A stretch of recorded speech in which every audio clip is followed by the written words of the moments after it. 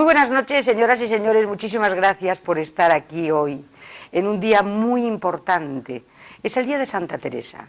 Vamos a hablar de Teresa de Jesús. Vamos a hablar de Teresa de Ávila, una mujer absolutamente fascinante en un siglo en el que predominaba la corrupción y predominaba un poco el oscurantismo por parte de la mujer. La mujer estaba totalmente relegada y surge la figura inconmensurable de Teresa de Ávila.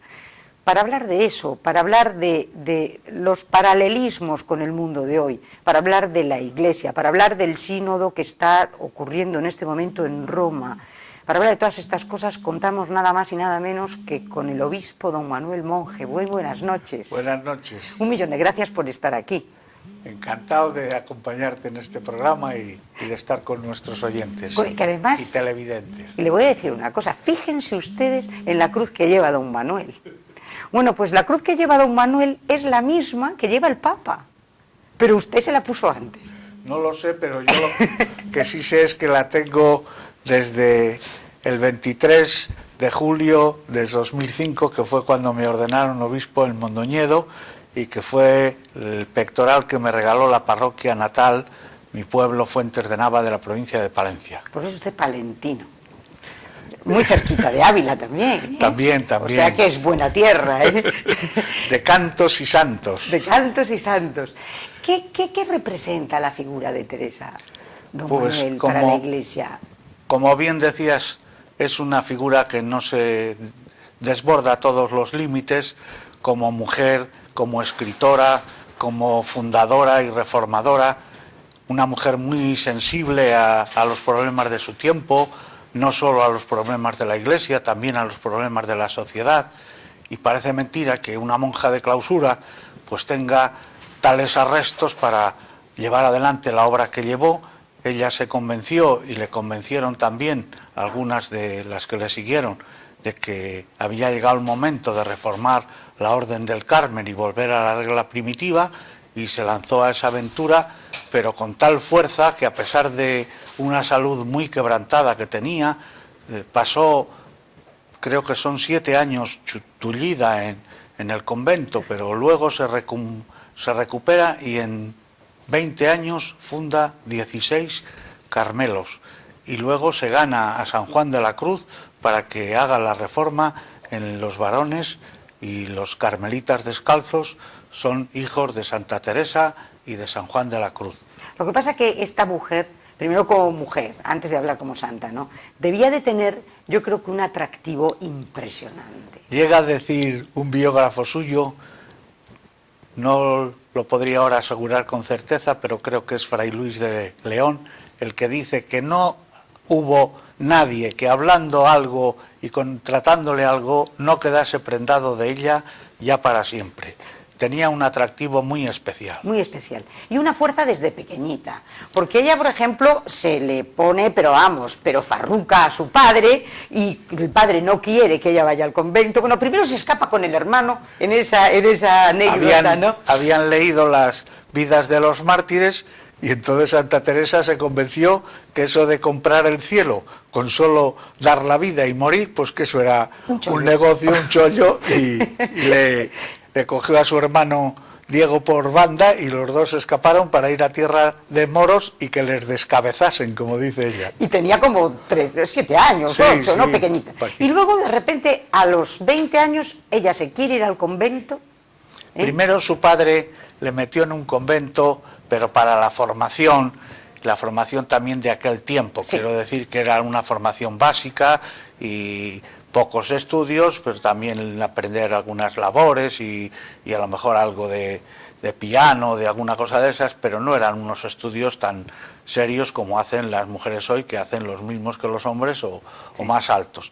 Y ese convento era interna, pero no era para monja, era para formarse. Pero tenía una amiga en el convento, en el monasterio de la Encarnación, y esa fue la que de alguna manera le atrajo su vida y decidió ir al convento. Pero en este caso su padre no lo veía, se oponía, tenía que dar la dote, porque ya sabes que los monasterios de clausura, para poder entrar y ser hermana y y poder votar y poder tomar parte en las decisiones, tenía que llevar su dote, si no quedaba en hermana lega, que no podían votar. Claro, y él a lo mejor, como tenía tantos hijos, porque eran 12, se encontraba que estaba un poco alcanzado. Sí, a ella le pudieron ayudar sus hermanos, pero sobre todo los que emigraron a América y desde allí vinieron con dinero y con recursos y pudieron ayudarla en las fundaciones, pero antes el dinero era más bien escaso. Más bien escaso. Y era también un momento de emigración, como el momento de hoy. Sí, el siglo XVI, el descubrimiento de América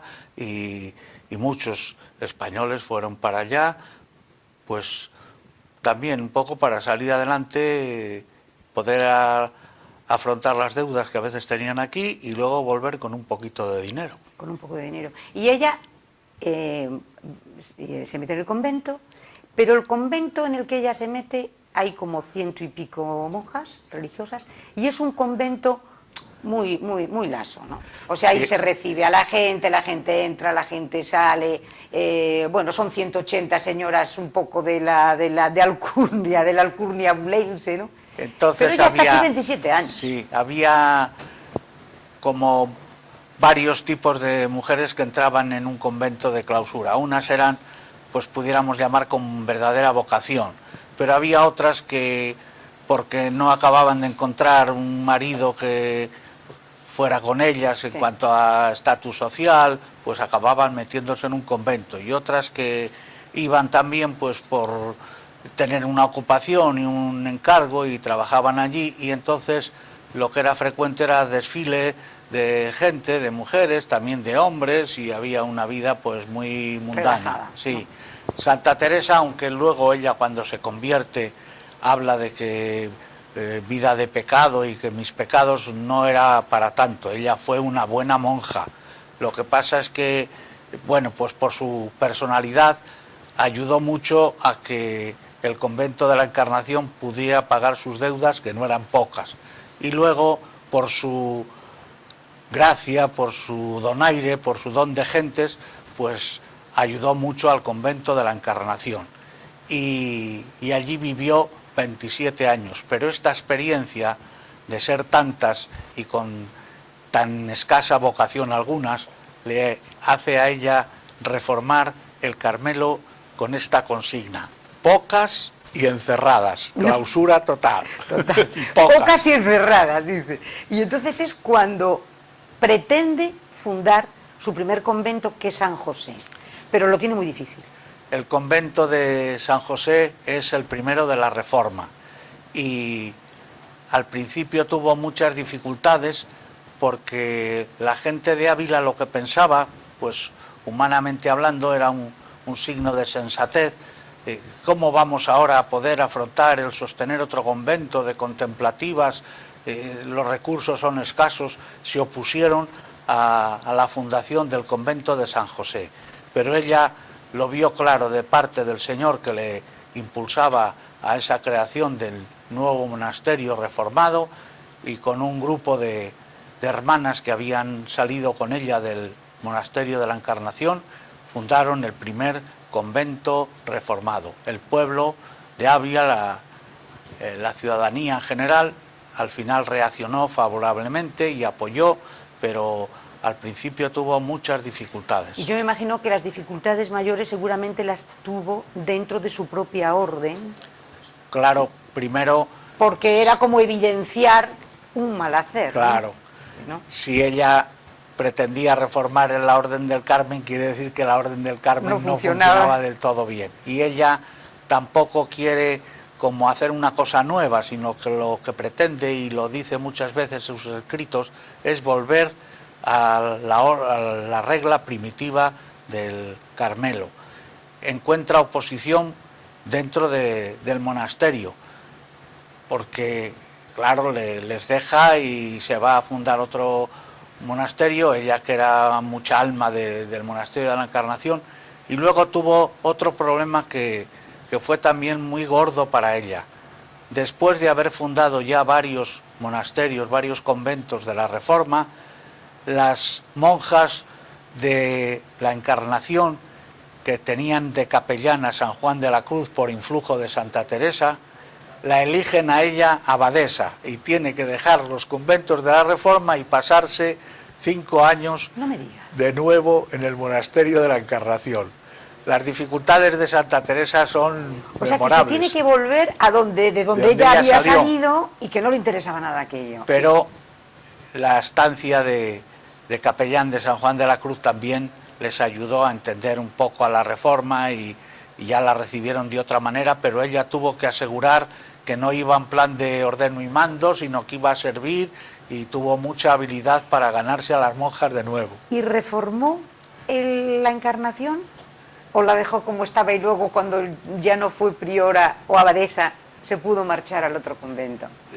Ella se pudo volver luego a los conventos que ella había fundado, pero sin haber cambiado y manteniéndose dentro de el Carmelo no reformado, o sea, los no descalzos, carmelitas pero no descalzas, pues también se contagiaron de algún modo del espíritu de Santa Teresa. Decía también de las dificultades porque el libro de su vida pues fue denunciado a la Inquisición y fue retirado de la circulación. Tan retirado fue que las monjas que había fundado le pidieron que, ya que no tenían a su alcance el libro de la vida, que les escribiese algo sobre cómo hacer oración, que es un poco lo más típico y lo más clásico de Santa Teresa, y escribe El Camino de Perfección precisamente para que sus monjas tengan como un pequeño tratado de cómo deben hacer la oración. Pero fue debido a que el libro suyo estuvo... Sí, lo retiraron. O sea, que ella se encontró con la oposición de sus propias compañeras, con la oposición de la Iglesia en ese momento, y me imagino que el obispo de la diócesis estaría con la cabeza completamente desbordada, ¿no? Porque no le haría ninguna gracia que una monja le saliera contestataria, ¿o no?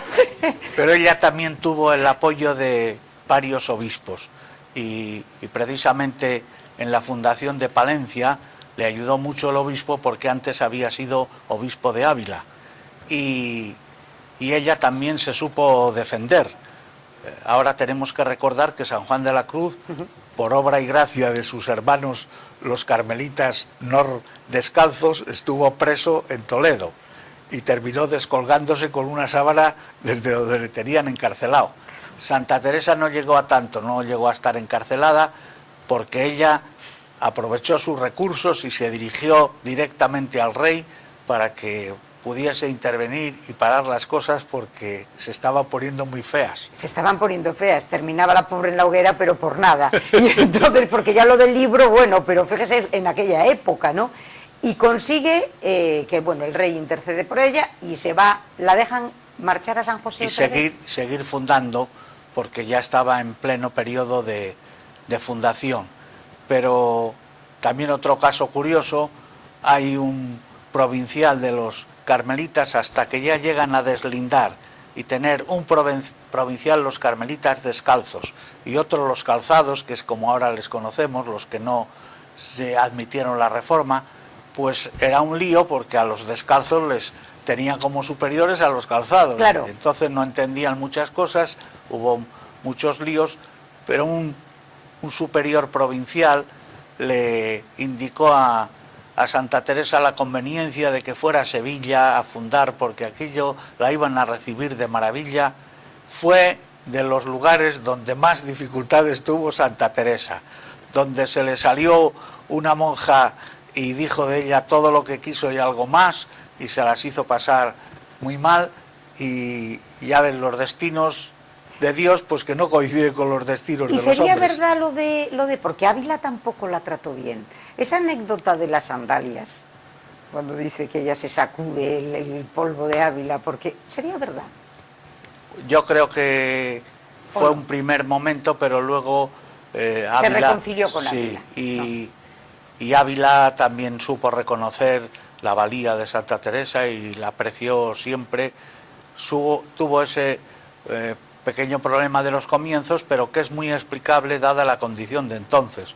Un convento de clausura en una ciudad pequeña como Ávila, ya había otros conventos y estaba el gran convento de la Encarnación, y cómo iban ellos a sostener otro convento más. Era lógico. Lo que pasa es que Teresa, en este momento la Orden del Carmelo, descalzo, ¿en qué centra por qué se caracteriza fundamentalmente? Pues lo de descalzo viene porque en vez de vestir zapatos y calcetín, iban con sandalias y a eso se debe el descalzos, pero aquí quiere decir reformado. Cuando nosotros hablamos de carmelitas descalzos, quiere decir carmelitas reformados por Santa Teresa o por San Juan de la Cruz. Y es la oración, porque es el silencio, ¿verdad? La norma de ellos. ¿En qué se centra? Santa Teresa tiene una como definición de la oración que es una preciosidad y que es absolutamente llamativa dentro de la concepción de entonces. La oración, nosotros lo hemos visto incluso de pequeños a nuestros abuelos, pues era rezar oraciones vocales que se aprendían, el Padre Nuestro, la Salve, el Credo, una oración a San Bernardo, otra oración, pero era un cúmulo de oraciones que se aprendían de memoria y que se recitaban. Ella dice que la oración mental no es precisamente eso, sino que es un trato de amistad, estando muchas veces a solas con quien sabemos que nos ama. Entonces ella entiende la oración como amistad. Lo primero que tiene que haber para poder ser un alma de oración es un encuentro con Cristo, una amistad con Cristo, que Cristo te cautive, que te enamore, y a partir de ahí es cuando puede empezar ya una vida de oración.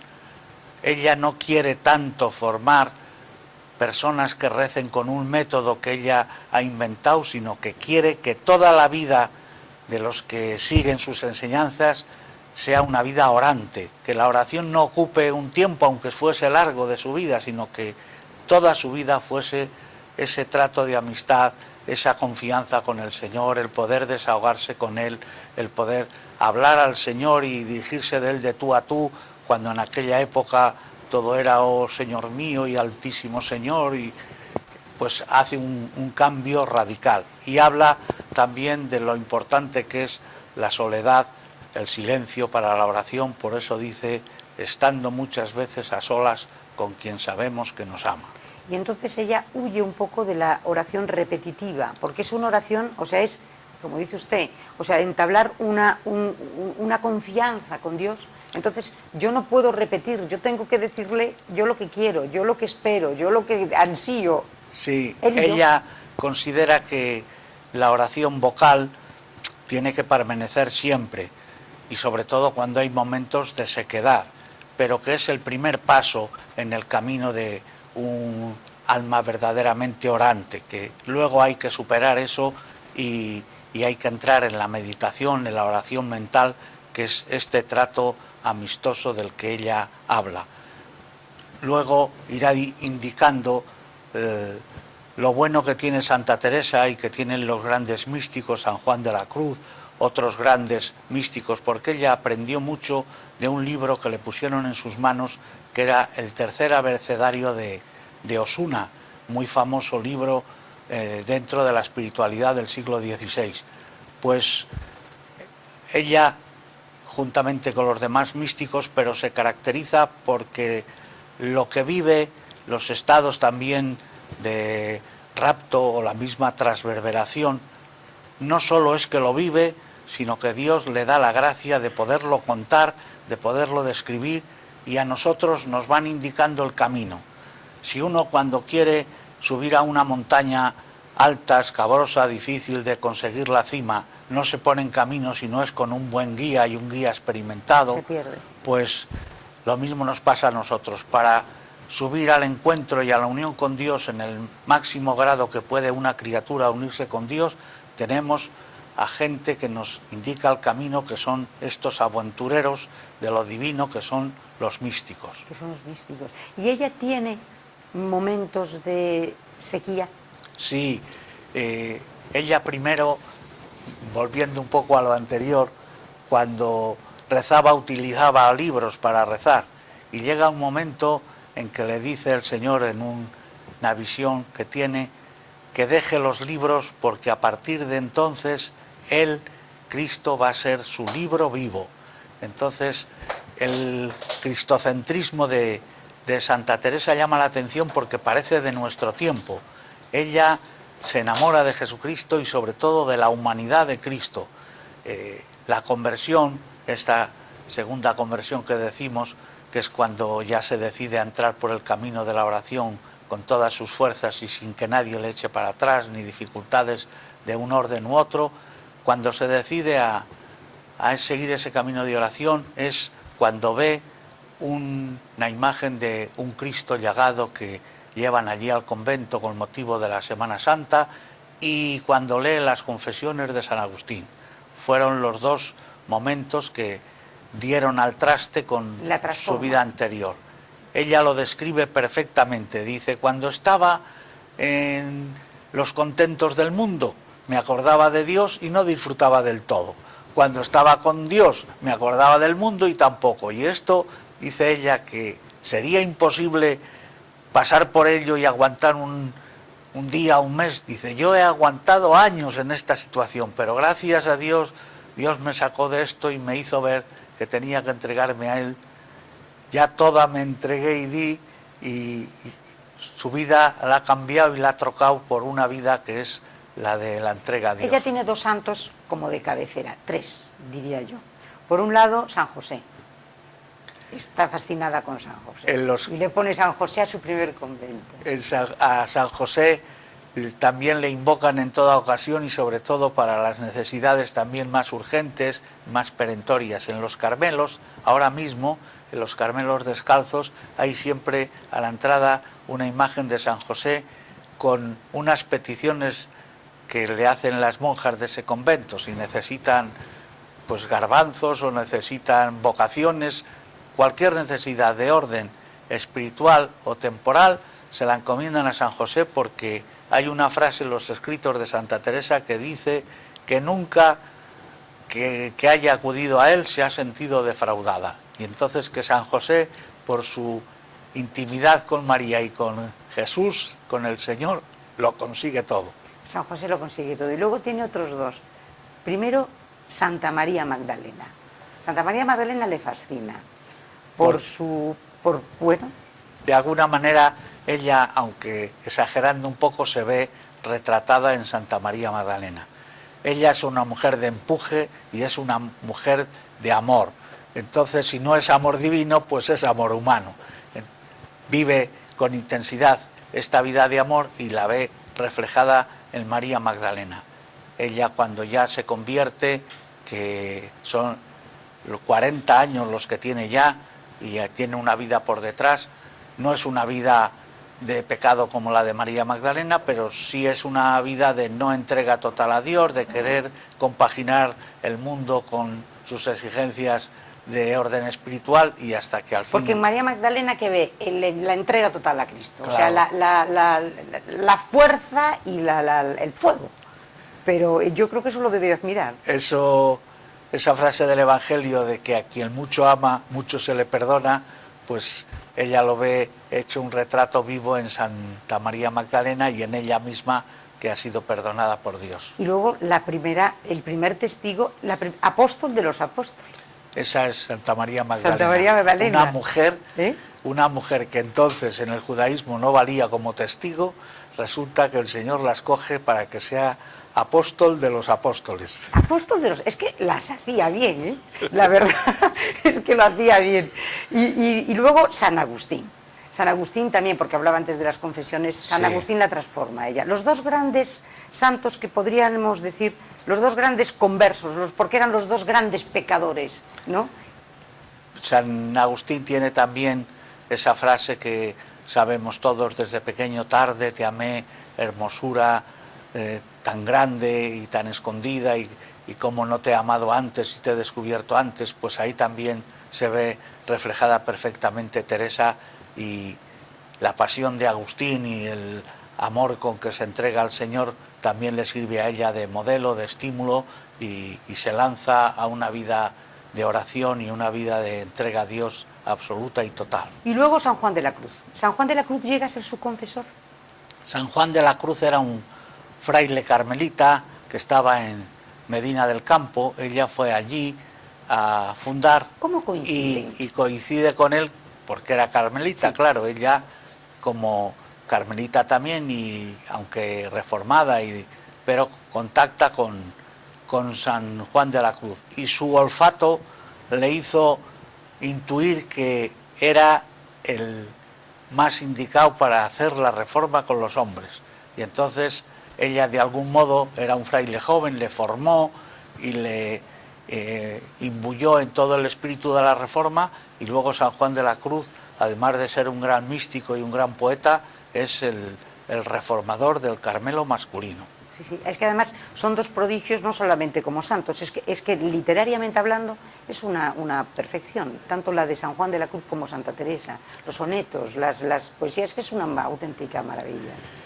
Las obras literarias de Santa Teresa y de San Juan de la Cruz también, pero ahora estamos un poco más centrándonos en Santa Teresa, han recibido los mayores elogios de los grandes literatos, de los grandes críticos, mirado como literatura humana, no como literatura religiosa.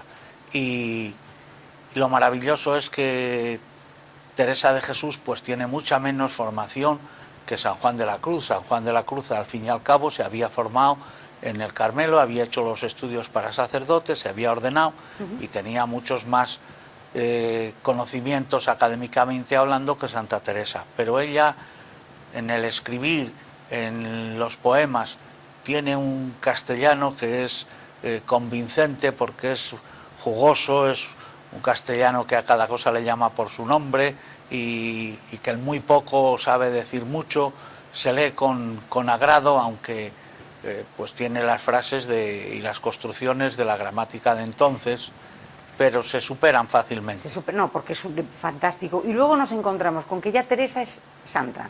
O sea, el año que santifican a Santa Teresa de Jesús, es el mismo año que hablábamos antes. Santifican a San Francisco Javier, a San Ignacio de Loyola, a San Isidro Labrador.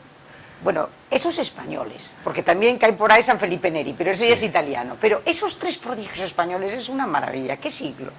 ¿Qué siglo espectacular? Es el siglo de oro en todos los aspectos, en el aspecto literario, en el aspecto económico y en el aspecto también espiritual de la santidad. Es un siglo lleno de grandísimas figuras. Santa Teresa también trató a muchos santos, y hay uno también muy especial que fue San Juan de Ávila. Ella quiso que San Juan de Ávila viera algunos de sus libros para que les diera el visto bueno antes de sacarlos a la luz o de repartirlos por sus conventos. Y otros también de carácter literario, Fray Luis de León pues estuvo muy cerca de ella, escribió su primera biografía. Una época de muchos y grandes santos. San Pedro Alcántara decía de él que estaba hecho de raíces, porque era un hombre de una austeridad extraordinaria y llamativa, era tremendamente austero, muy penitente, y entonces decía, tan delgado, decía que está hecho de raíces. Y luego esta personalidad fantástica, en 1970 o algo así, o 73, ¿no? Pablo VI la hace doctora de la Iglesia, la primera mujer doctora de la Iglesia. ¿Qué es esa figura de doctor de la Iglesia? Bueno, en el año 1970 exactamente fue cuando Pablo VI, el Papa Pablo VI, la declaró doctora de la Iglesia. En una lista que es la de los que en la santidad destacan por encima de los demás santos, sobre todo por su doctrina y por su vida. Eran todos hombres hasta entonces, y en ese momento es cuando el Papa Pablo VI incluye a dos mujeres, a Santa Teresa de Jesús, que es la primera, y luego a Santa Catalina de Siena. Pero en esos siglos donde hay todavía tanta preponderancia del varón, el que entre una mujer, y una mujer de la categoría de Santa Teresa, en el fondo el Papa Pablo VI, cuando la declara doctora de la Iglesia, viene a decir: si yo no hago nada de más, si a Teresa de Jesús todo el mundo la tiene por doctora y acude a sus escritos y trata de beber en esa fuente. Era constatar una realidad, ¿no? Pero lo que pasa es que marca el ser la primera mujer, porque hasta entonces pues no había habido ninguna. ¿Qué paralelismos encuentra usted, don Manuel, entre esa época de Teresa y la época que vivimos hoy? Pues yo veo algunos. Pues lo primero es que se trata de dos épocas que son posconciliares. Nosotros somos del posconcilio del Vaticano II y ella es del posconcilio de Trento. Entonces las épocas posconciliares tienen todas un marcado acento de cambio, de reforma de estructuras, de conversión interior, y eso se vive tanto en Teresa de Jesús y en el siglo XVI como nosotros en el siglo XX.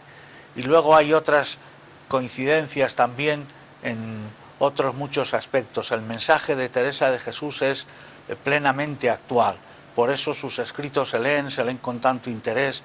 Ya ves, han pasado 500 años de su nacimiento y todavía hoy Santa Teresa se lee. Leyendo la vida de Santa Teresa de Jesús se convirtió Edith Stein, que luego se llamó Santa Benedicta de la Cruz. Era una filósofa, discípula de Husserl, de la fenomenología, una persona muy formada, y era judía de origen, pero abandonó el judaísmo y era una mujer que vivía más bien en un ámbito ateo. Pero leyendo la vida de Santa Teresa se convirtió, se hizo monja carmelita y murió mártir en la persecución de los nazis. Los escritos de Santa Teresa son plenamente actuales. Ella nos habla sobre todo de la importancia de la vida de perfección, que no vale con ser cristianos a medias, que lo que importa es entregarnos a Dios, seguir ese camino que ella va marcando, porque lo ha vivido, de entrar en el castillo interior o las moradas, que así se llama su obra más importante.